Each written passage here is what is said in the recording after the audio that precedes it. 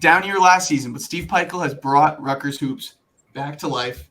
2 straight tournament appearances, followed by 2 top 10 defenses, top 6 defenses, but not enough going on the offensive end. 15 and 17 last year, but you know what's a good fix to have that? I know you bring in 2 absolute stud freshmen, keep some key guys, and bring in some sneaky transfers. So Christian and Nick here with Aaron Breitman. First, I should trust my guy. He hosts the Scarlet Faithful podcast. He's the expert with everything Rutgers. Aaron, great to have you. Tell us so much for having me. high level, how excited is everyone, at the RAC going to be this season to see these freshmen play and see this Rutgers team hopefully make a big jump this year. Yeah, obviously, this is Steve Peichel's 9th year.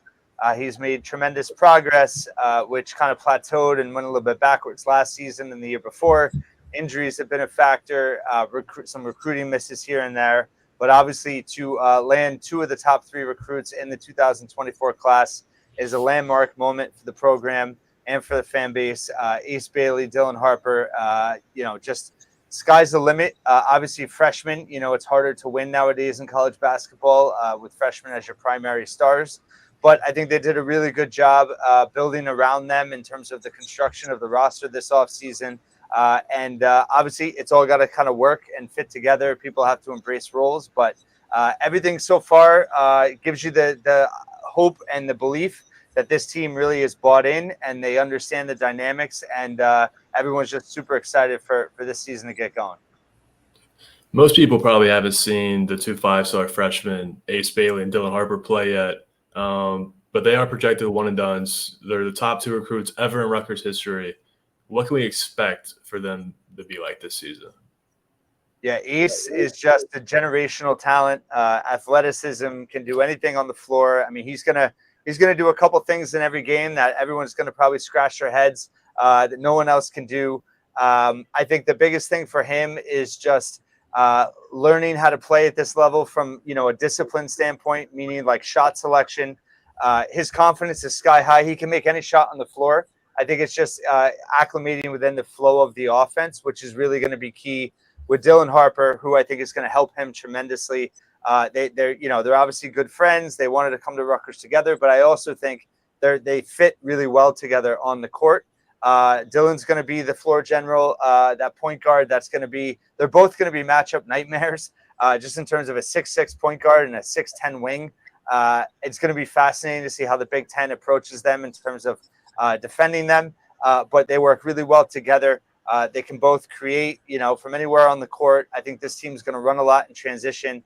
It's going to be about, how are they from 3-point range, and just in terms of acclimating on the defensive end. Rutgers, as you know, has been known as a defensive team.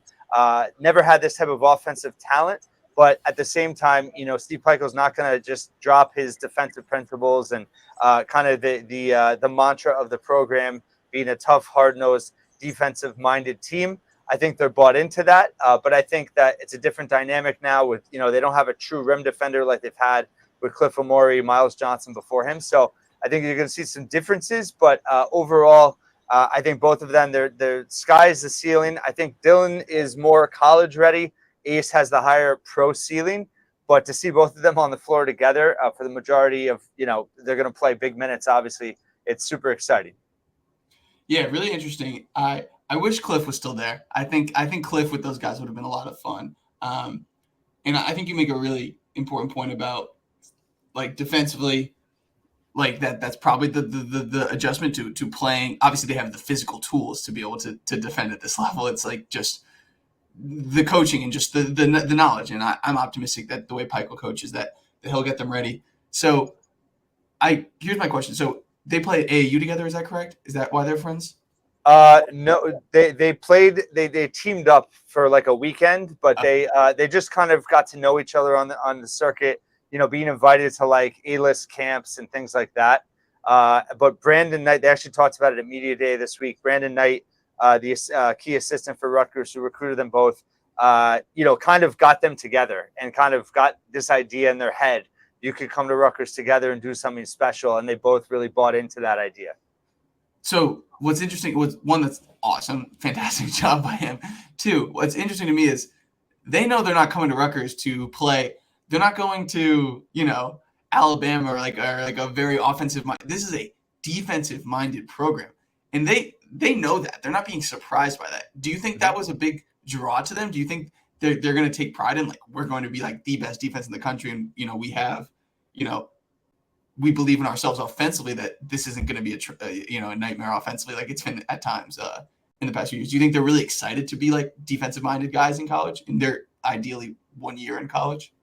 Yeah, I think, Dylan Harper, it's one of those, it's just a unique case where obviously, there's that family relationship over years and years and years. Steve Peichel first recruiting Ron Harper Jr., his brother, when he only had one other high major offer. And obviously, really developed him over time. He's now been, in the G League. He's in the Boston Celtics training camp right now. So you have that kind of barometer in terms of, the trust with the family. Dylan talked about this week, just kind of, seeing what his brother went through, how he elevated the program, and just wanting to be able to take things to the next level now. So I think that's a big part of this, is that he's not just your typical 5-star that, he didn't want to go to, he didn't go to a blue blood, but also he went to a program where he has history and he knows what it means to the program and to the fan base. And I think that accountability is going to be huge, because, even when programs get like one-off 5 stars, it's kind of a fluke, or it might be NIL related or whatever. This is very much like to Dylan Harper's heart in terms of why he's at Rutgers. So yes, I think that he understands that part of that is being bought in defensively. And I think Ace Bailey has the potential to be an elite defender. I think Dylan can be a good defender, but I think that, Steve Peichel is just in terms of how he schemes. I think the difference with Rutgers is you're going to see them perimeter-wise with all their size and athleticism. They're going to press a lot, and they're going to give teams fits on the perimeter in terms of setting up their offense, forcing bad shots, as opposed to being that team that kind of, lets guys get to the rim and your rim defender just disrupts everything. So Ace Bailey, I think you'd be an elite shot blocker. He's, going to be learning. He talked about, I asked him actually, what have you improved on the most? And he talked about defense in terms of understanding how to fight through screens, how to read things.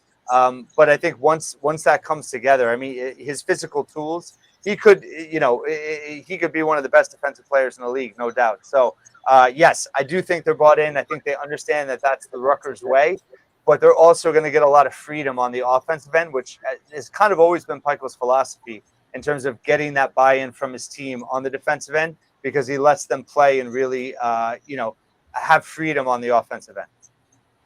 Yeah, let's talk about the 3 transfers that I'm really excited about. Actually, they're not getting the headlines, obviously, but they're really good players. The first one being from Merrimack, Jordan Dirkak. He was actually the NEC Defensive Player of the Year. So I think he averaged around like 15 a game too. Like, really solid player. A lot of people probably don't know about him. And then what Rutgers really needed was shooting, and they brought that in with Zach Martini and PJ Hayes. Both were – PJ was actually a 40% shooter on a high volume, 66 for 167 last season. And Zach Martini had good volume at 37%. Besides just the numbers and, Jordan being Defensive Player of the Year, what else can you tell us about those 3 transfers? Yeah, well, Dirkak was Defensive Player of the Year. He was also Conference Player of the Year. So he did it all for Merrimack. He's going to be a ball handler for them, but I think where he really brings them an edge is defensively. He's 6'5". He's fearless in terms of his approach. Like, he's a prototypical Steve Peichel type of player. Hard nose, plays really hard, and will do whatever the team asks of him. And then, PJ Hayes and Martini are huge for this equation as 2 knockdown spot up shooters. In terms of creating space, that's going to be a big thing for Rutgers. Being able to space the floor, have shooters on the perimeter that can open things up for Ace, Dylan, Jeremiah Williams to be able to attack the paint and really stretch defenses out. And both Martini and Hayes can really knock it down. I think Hayes is, he reminds me a little bit of Cam Spencer in terms of just a pure shooter, can get it off from anywhere, and is just super competitive. And then you have Zach Martini, who brings a lot of intangibles as well from Princeton. He played on that Sweet 16 team. He's one of the co-captains with Jeremiah Williams. So, a lot of experience. And I think what was key was all the veteran transfers were talking about how they knew the situation they were getting into. They know they're coming to support 2 high-level freshmen, So I think that buy-in, that mentality is huge, obviously, just in terms of, checking egos at the door. It's not common to be able to have, veteran guys come in and kind of allow two freshmen to kind of take the front seat. So, and the other transfer as well, Tyson Acuff, I mean, he was number 8 in the nation last year in scoring. So you have a lot of interesting pieces. They're all going to be playing different roles than they're accustomed to, but they all seem kind of bought in and excited to do that in terms of what's best for this team. Love Zach Martini's game.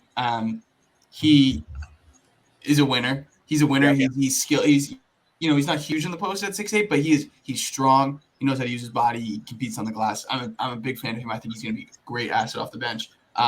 Durkak, I don't know as much about from Merrimack, but what I do know is that Merrimack's been at the top of the league the last 2 years. And to be Conference Player of the Year and Defensive Player of the Year, that's a big deal. And then you mentioned Acuff's production, obviously, on Eastern Michigan team that wasn't that great. A question about Acuff and Durkak. Like, obviously, productive scores at 6'4" and 6'6". Are they guys that need the ball to be productive, because they both shot sub 30% from deep? Do you think it's a situation where you're getting better looks? You're coming off the bench. You're not the guy. You're not like who needs to make a lot of things happen for your team. Do you think those guys will become more efficient this year and will be able to settle into? It's a big difference to change from I'm a role player from I'm the best player. So. Yeah, no, I totally agree with you. I do think they'll be more efficient because their usage rates were so high. Durkak had a really high turnover rate, but he had a really high assist rate too. But I think, he had a lot of pressure on him. He had the ball in his hands the whole time. Acuff as well. He took a lot, I think, his shot selection has to be better, of course, because it's not all on his shoulders now. And he had a great quote at Media Day. He said, I always say, when he was asked about his role, he said, I always say it's better to have 3 scorers instead of 1. So, he admitted that at Eastern Michigan, he had to be the guy. And now, he's going to have a different role. And I think whether they come off the bench or they're that 5th starter, they're going to provide, kind of instant production that Rutgers needs. I'm actually really excited about the bench because I think there's not obviously the talent level isn't the same with Ace and Dylan, but in terms of benches past, Rutgers has kind of struggled to keep up offensively. And I think they're going to have some scorers on that bench that can come in and kind of keep things going in the flow of the game that they haven't had in a long time. Two returners coming back. One, I absolutely love Jeremiah Williams. He barely played last season. He only played in 12 games. Last 12 games of the season, he averaged 12, 3 and 3. I mean, I think versatile, can guard, he can play ball. The question mark for me would be just when we talk about defense, and you had that rim protection before with Cliff, and it's always such a good defense, but they had that anchor. Is Ogbale somebody who can come in this season and be that anchor defensively? Because I've seen clips offensively, and he's not as skilled or efficient offensively. So you will have some trade-off, but defensively, can he be that anchor? Yeah, that's a great question that we're really not going to know until things get going. He certainly, I mean, Pico's been praising him all off season. He's physically just a presence. He kind of looks like a superhero action figure the way he's built. They're going to need him to show up defensively and rebounding. I think the difference between him and Cliff is that he's not going to be asked to score. He's not going to be relied on to score. And I think he's being a kind of up and coming player. He's less likely to be required or want to score, so to speak, in terms of getting certain touches. So it's kind of a nice thing to have when you have guys that need to get high touches. But yeah, that's the big question. Can he can he defend without fouling? Can he be a consistent rebounder? You do have Lathan Somerville coming in as well, who is much more skilled offensively. So I think they're going to be more of a platoon. But I think Ogbale is slated to start. It's just going to be a question of can he hold up defensively, especially in the Big Ten against a lot of other bigs that teams obviously have, and that is a big key. That's a big question mark for Rutgers. Is production out of the 5? Will they get enough to be have reached the ceiling that we all think maybe they can? All right, that just sparked like 5 things in my head. The first one is when I pulled up Ogbale's game log last year, and he obviously didn't play at all until he trickled in sometimes in February and March. But just real quick, Rutgers' last his 6 games of the year scored 51, 51, 66, 56, 52, 46. My goodness, it is going to be nice to be able to hit 60 on a regular basis. Second thing, Agbole, like obviously Cliff was the guy. He was the anchor. He was the leader of the team last year. But, everyone can use a little break here and then. Like, why wasn't Agbole ready to play last year? And I assume there were plenty of reasons why Cliff left to Alabama. It's a very great situation for him. But, like, is it a stretch to think that because Pikel liked Agbole and the freshman coming in, that, like, Cliff was, it was not a big deal for Cliff to leave because he believed in these guys and what they could do, knowing, he's going to be a guy that can play through offensively, really, with the guys coming in. Yeah, so Agbole, he tore his ACL, and he played for a JUCO team 2 Marches ago. So he wasn't healthy until, I want to say, like, January. So that's why he didn't really get into game action until then. So that was a big part of it. Cliff, I mean, honestly, and it's kind of been out there. I mean, it was NIL related, right? He had an opportunity to go out there and on the open market be one of the top centers on the open market. And Rutgers they couldn't meet, they couldn't be competitive in terms of that with Cliff. They would have loved to have him back.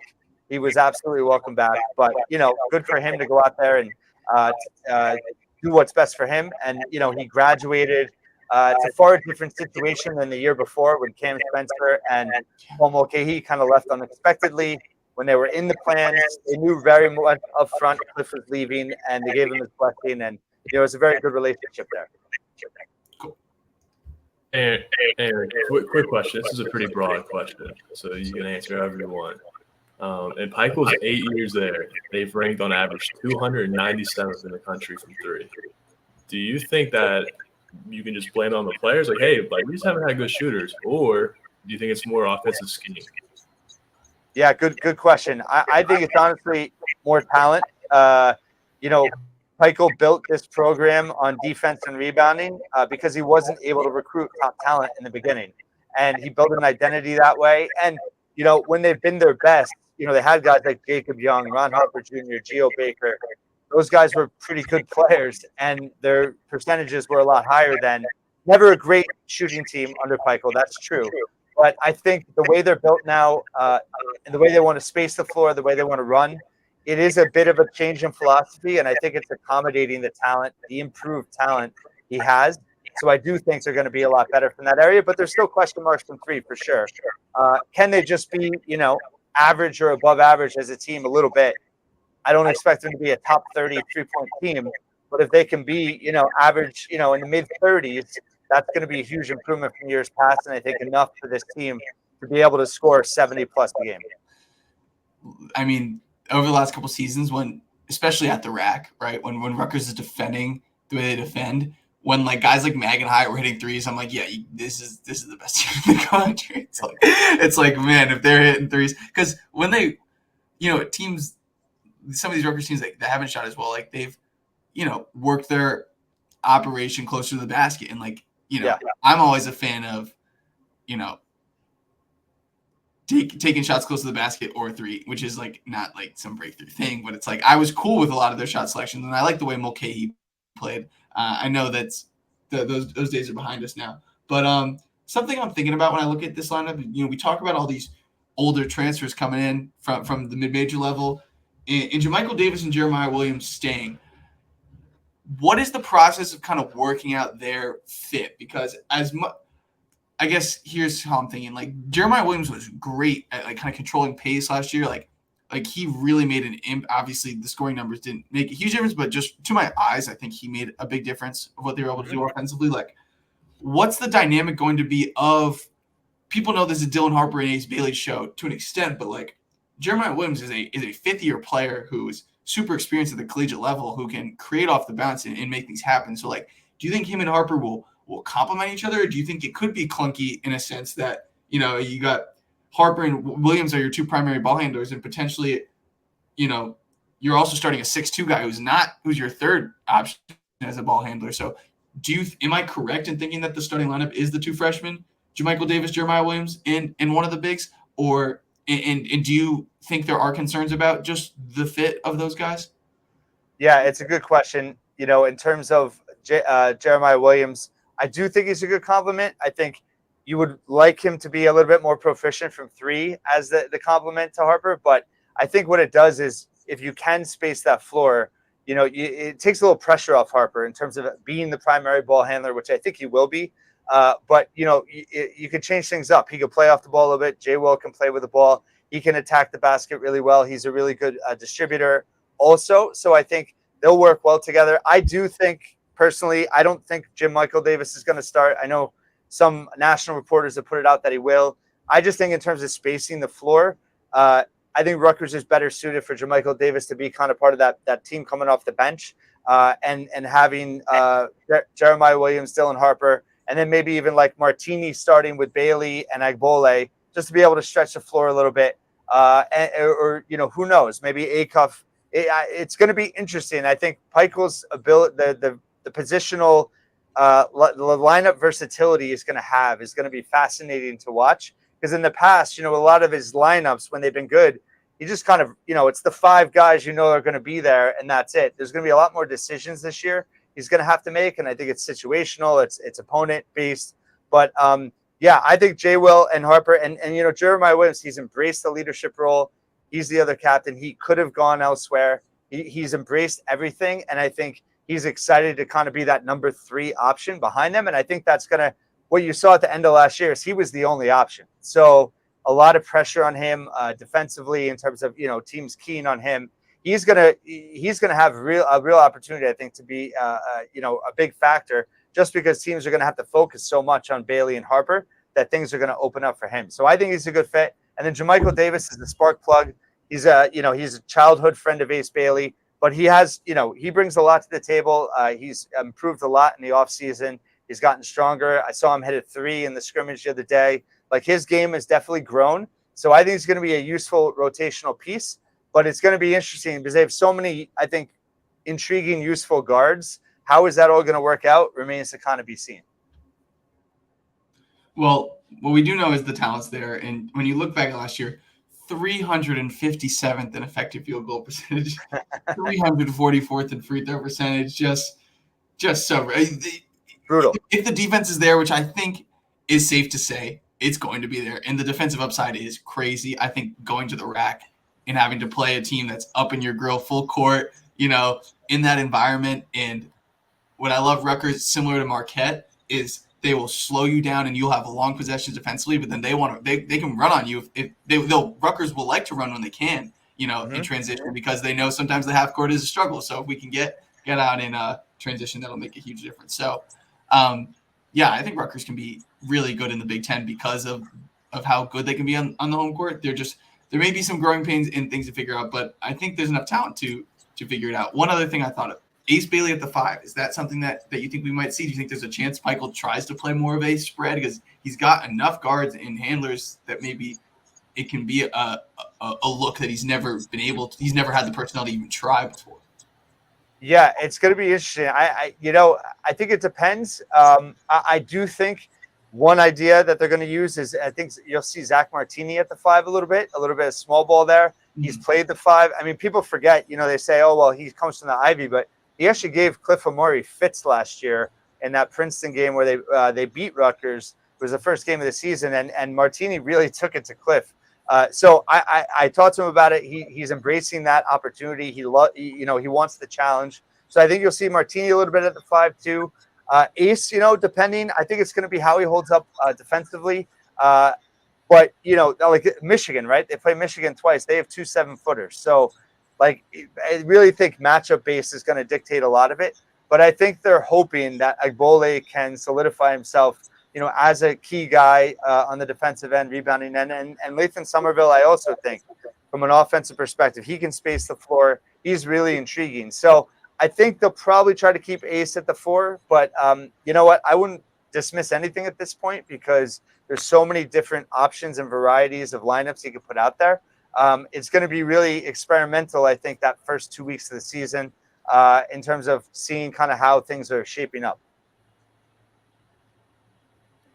Any last questions, Nick? No, I'm just excited for Rutgers basketball this season. I'll run off one more last number. The highest offense adjusted efficiency in Pikel's career at Rutgers was 72. Rutgers will be better than that this season. They'll be a top 50 offensive team. Yeah, I agree with you. I mean, that's the thing. Like, they don't have to be top 10 in defense if they're, top 50 offense. They could still be a good defense, but not necessarily elite to win because, they're averaging over 70 points a game. So I think they're much more balanced offensively. They have a lot more options than they've ever had. But defensively, I think they're going to press. They're going to really pressure the perimeter. It's going to be very interesting to see. I think it's going to be the hardest year of Steve Pikiell's coaching career, just in terms of managing everything, making everybody fit on the court. But like I said, in terms of their attitude, their mentality, kind of everyone bought in. You couldn't ask for more so far. So I'm optimistic that this team's going to have the ability to reach their ceiling, whatever that may ultimately be. Awesome, man. Well, it's no doubt a special year for this program. Not many programs ever get a year where they get 2 5-stars, but to have one with ties to the program, obviously Ron Harper Jr., with that shot over Purdue and just getting Rutgers to the tournament, is a Rutgers legend for that. It's special. It's going to be exciting, and I think even just adding on top of that, like as we've just gone through in this show, like having 2 guys that talented come in, like surefire one and dones, to a defensive-minded program and a defensive-minded head coach, I think could just be really exciting in that environment. The rack, it could be a lot of fun to watch. So, just last thing, Aaron, you were recently, at practice hearing and press conferences and everything. Any interesting nuggets that we didn't touch on that you want to make sure everyone knows? Yeah, I mean, it was funny. Someone asked Pikiell if he was having fun, and he said yes, but I think expectations, right? You talk about the 2 5-stars. He's never had to manage that before. His team has never had these types of. I mean, Pikiell joked and said we've always had expectations. We've always wanted to win titles here and everything, and that is true. But I think the national perspective, I think the media exposure, all of that. You have Ace and Dylan have agents. It's just a very different situation. But I think, again, going back to those veteran transfers that came in, I think that's really going to be their saving grace in terms of keeping everybody kind of on the same page and level. And I think just working, they're going to go through some adversity. But I think that this team's going to have their head on right. And that's the biggest thing just in terms of getting through it. And I really do think they have a lot of potential, in terms of getting better as the year goes on. In terms of offensive flow. And I think you're going to have nights where different guys step up in different ways. So, it's just super exciting. But, yeah, I think Acuff is kind of the X factor because I think Jay Will is your number 3 option. So I think Acuff's that X factor because if he can be instant offense for them whenever he comes on and he's recovering from a broken foot, so we haven't really seen him yet, he, I think, could really help elevate this team. And then PJ Hayes and Martini have to hit threes. If all of that can happen, regardless of how good or bad their defense is, if their offense can be, one of the tops, I think the sky's the limit for this team just because the mentality, even if their defense is an elite, they're going to play hard no matter what. So like you said, in the rack, it's going to be an elite home court advantage. So, it's going to be very exciting to see and can't wait for it to get going. Awesome. Man. You've been a great guest, Aaron. Appreciate you and hope you enjoy this upcoming basketball season. Thanks so much for having me.